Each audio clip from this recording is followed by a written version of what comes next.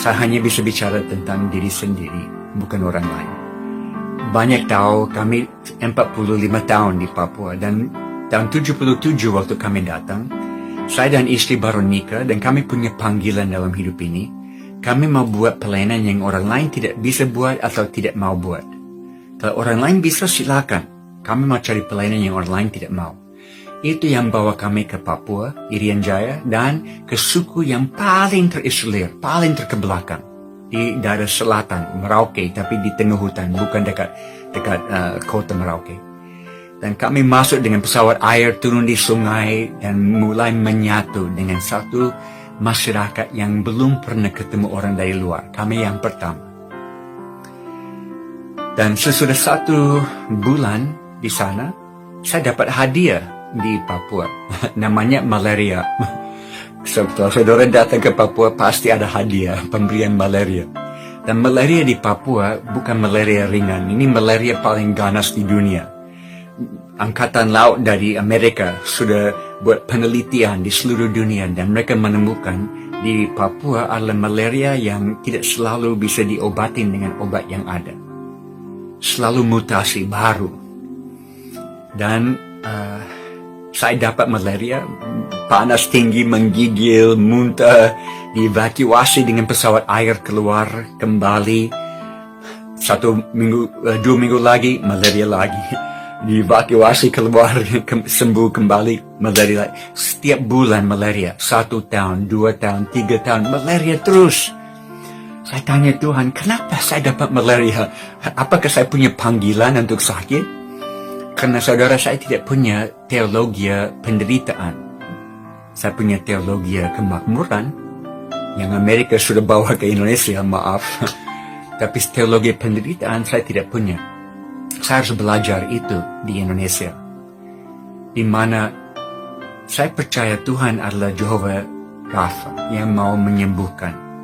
Tapi kadang-kadang dalam hikmat dan pengetahuan dia sendiri, dia delay, dia tunda kesembuhan untuk maksud yang lebih mulia, di mana kita bisa mencerminkan Yesus kepada dunia di dalam penderitaan kita.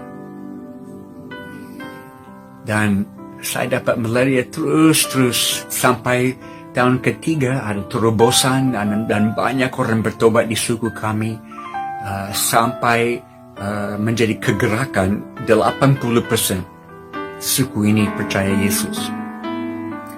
Beberapa tahun kemudian saya di satu rumah tradisional, kami duduk keliling api, bakar sagu, omong-omong, dan ada satu bapak tanya saya, Jim, masih ingat tahun-tahun pertama waktu selalu sakit? Oh ya, saya ingat, tidak bisa lupa. Kami lihat Jim jatuh sakit, dibawa keluar, kami pikir dia tidak akan kembali. Tapi kembali lagi. Jatuh sakit lagi, dibawa keluar, kami pikir dia tidak akan kembali. Tapi kembali lagi. Ini mulai bicara kepada hati kami bahwa Jim bawa berita yang begitu penting, kami harus dengar ini. Apakah saudara bisa tangkap ini? Tuhan pakai penderitaan dalam hidup saya sebagai persiapan bagi Injil di dalam hidup mereka. Dan kalau saya bisa menderita supaya satu suku datang kepada Tuhan, why not? Kenapa tidak? Beberapa tahun lalu, saya mulai kehilangan kemampuan lihat dengan mata kiri. Karena obat malaria itu keracunan. Dan kalau dimakan terus bertahun-tahun bisa bikin mata buta. Dan saya mulai buta mata kiri. Saya ke Houston Medical Center di Houston, Texas di Amerika. Mereka periksa di dalam, di luar, semua. Dan akhirnya saya dipanggil ke kantor dokter dan dia kasih lihat semua hasil penelitian dan dia bilang matamu sudah rusak permanen. Ini kondisi tidak akan membaik, ini akan merosot dan mata yang lain akan ikut. Saya duduk santai. Oke dokter, terima kasih. Dia tegas, apakah saudara mengerti ini tidak akan membaik? Ini akan memburuk. Oke, terima kasih. Saya bangkit berdiri, mau menuju ke pintu, mau keluar. Dia stop saya, dia cegah saya di pintu. Dan dia dengan suara keras paling terakhir. Dan saya tidak bisa jamin kalau saudara kembali ke Papua dan dapat malaria 1 kali lagi, bisa buta total. Terima kasih dokter. Saya tahu dari dunia medis tidak ada penjelasan kenapa saya bisa melihat. Tapi Tuhan beri kasih karunia cukup 1 hari demi 1 hari bagi saya. Itu cukup. Dan kalau saya bisa kehilangan mata karena satu suku datang kepada Tuhan, why not? Kenapa tidak? Kami punya 3 anak perempuan yang lahir besar di hutan Papua. Kami homeschool mereka supaya mereka ada dalam tim pelayanan bersama kami. Dan mereka dapat malaria ratusan kali, ulang-ulang. Dan 2, anak pertama, anak kedua hampir meninggal dalam koma 1 minggu, tidak sadar. Dan obat tidak menolong dan tidak ada pesawat untuk evakuasi. Kami hanya basuh mereka dengan air dan doakan, dan akhirnya sesudah 1 minggu Tuhan kembalikan mereka kepada kami. Tapi susah, tidak gampang sebagai ayah yang bertanggung jawab. Ada rekan-rekan misi yang lain yang tegur saya. Mereka bilang, Jim tidak bertanggung jawab. Ini terlalu bahaya, harus pulang ke Amerika, tidak bisa tetap di tengah hutan. Saya bergumul dan 1 hari saya berdoa, Tuhan, saya percaya panggilan-Mu masih ada di atas hidup kami. Dan saya buat semua yang ada dalam kemampuan saya untuk menjaga keluarga saya. Saya harus percaya Engkau akan mencukupi kekurangan saya. Dan hari itu saya dapat damai sejahtera dalam hati saya. Saya tahu Tuhan akan selalu mencukupi kekurangan saya. Dan kalau saudara ketemu anak-anak saya, mereka sangat senang. Mereka besar di hutan Papua. Mereka tidak rasa kekurangan sedikit pun. Mereka rasa mereka anak-anak yang paling kaya di dunia. Dan mereka semua keluar kuliah dan masuk profesi bidang masing-masing. Dan mereka teruskan misi Tuhan dalam hidup mereka lewat bidang yang mereka pilih. Seperti Amy, anak pertama. Yang waktu di hutan, dia bantu mama di klinik. Dia umur 12 tahun, dia bisa bantu ibu-ibu melahirkan. Umur 12 tahun, dia bisa jahit kulit yang terbelah dari perang suku. Umur 12 tahun, dia bisa pasang tulang yang patah. Akhirnya dia ikut kuliah medis di Amerika supaya dia bisa dapat teori yang sesuai dengan praktik yang dia sudah tahu. Dan dia kembali, dan sekarang di kota di mana kami tinggal di Sentani, dia buka klinik kesehatan. Di mana banyak orang datang dan tubuh dijamah Tuhan dan rohnya dijamah Tuhan. Dan dalam COVID ini, klinik kami sekarang setiap hari melayani 600 pasien. Karena semua takut ke rumah sakit karena COVID ada di situ. Jadi mereka datang dan tetap dilayani dengan apa yang ada pada kami. Mungkin saya akhir dengan satu cerita terakhir. Pada satu saat kami mau buat baptisan air di suku di samping suku yang kami layani di pedalaman. Karena waktu kami lihat kegerakan di suku kami ajar mereka langsung. Injil dibawa kepadamu supaya bisa kamu bawa ke suku yang lain. Jadi mereka jadi missionaries langsung jadi. Dan mereka bawa ke suku-suku yang dulu adalah musuh mereka. Yang membunuh dan memakan orang tua mereka. Semua orang seumur dengan saya dan lebih tua tahu rasa daging manusia. Mereka kanibal pada waktu itu. Jadi musuh di sebelah timur dari suku kami adalah suku yang kanibal, membunuh dan makan orang tua mereka. Tapi mereka balas dengan kasih Tuhan. Luar biasa. Dan kami masuk satu kali untuk baptisan air pertama di tengah-tengah suku itu. Dengan pesawat air kami take off dari di sungai kami, di kampung kami. Dan saya satu penetua jemaat dan pilot, 3 orang.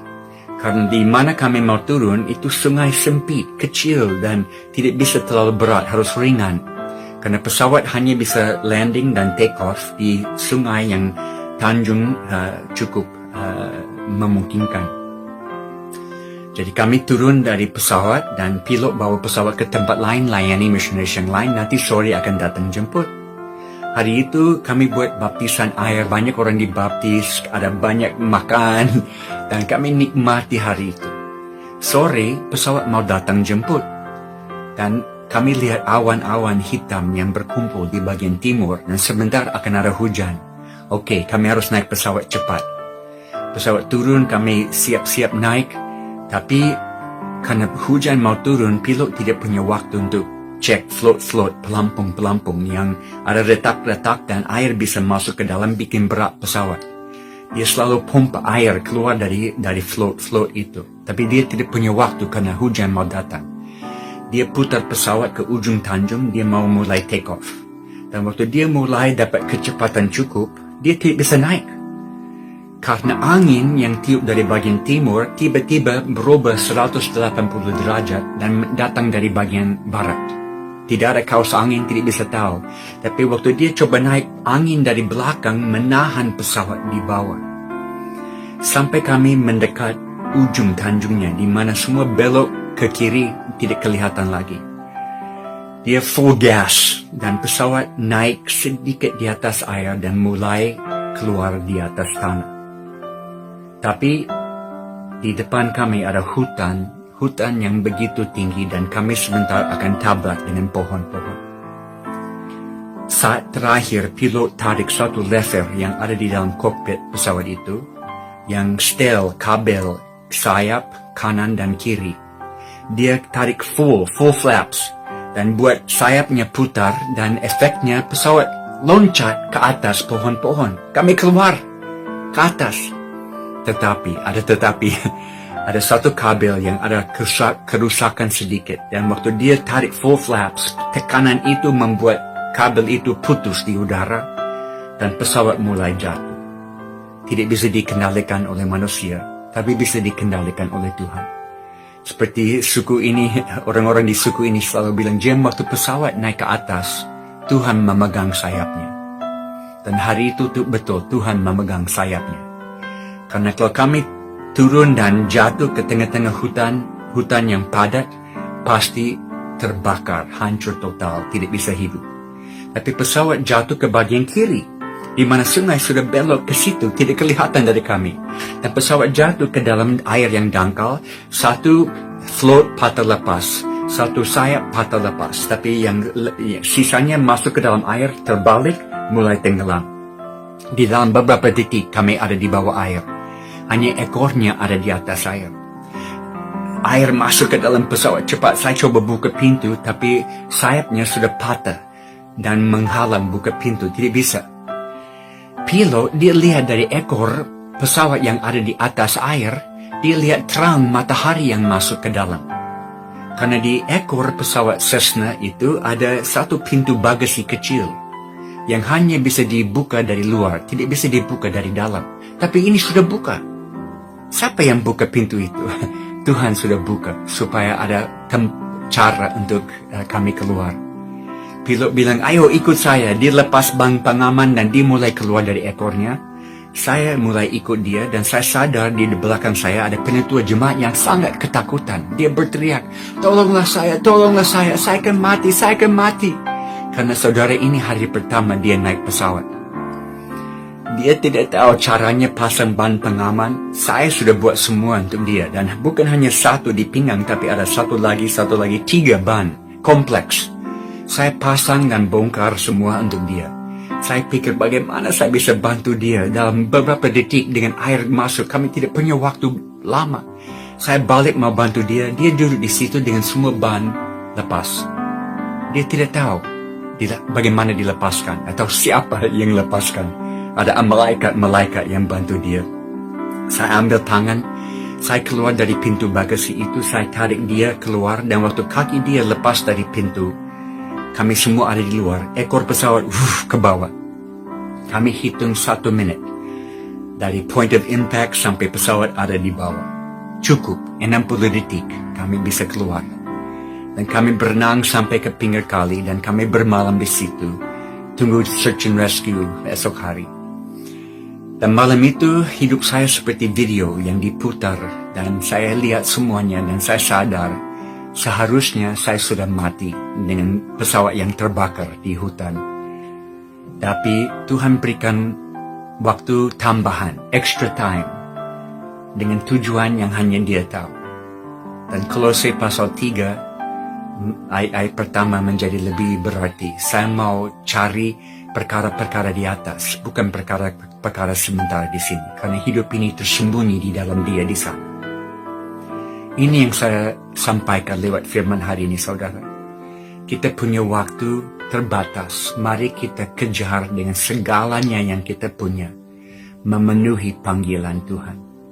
Karena hidup ini bukan tentang kenikmatan kami, tapi bagaimana kami bisa dipakai dalam tangan Tuhan, alat yang berguna untuk membawa banyak orang kepada Dia dengan waktu sisa yang kita punya. Saya mau berdoa bagi jemaatmu. Tuhan, terima kasih karena semua yang Kau sudah lahirkan di Jakarta lewat Jakarta City Plus. Dan saya minta supaya Engkau buat mereka tidak puas, harus ada lagi. Lewat COVID ini pintu-pintu baru dibuka, biar mata mereka melihat dengan matamu, kaki mereka lari dengan kakimu, tangan mereka diulurkan dan menjamah dengan tanganmu, biar mereka ada dengan mengikuti pekerjaan Bapa yang menonjol di bumi ini sekarang. Saya minta supaya mereka tidak lambat, mereka tidak bingung, tapi berikan mereka mata untuk melihat pintu yang Kau buka lewat pandemi COVID ini. Berikan hati yang mau taat dan taat cepat, dan melihat kuasa-Mu nonjol di atas mereka. Di dalam kelemahan mereka, kekuatan-Mu akan nampak. Terima kasih. Dalam nama Yesus kami berdoa. Amin.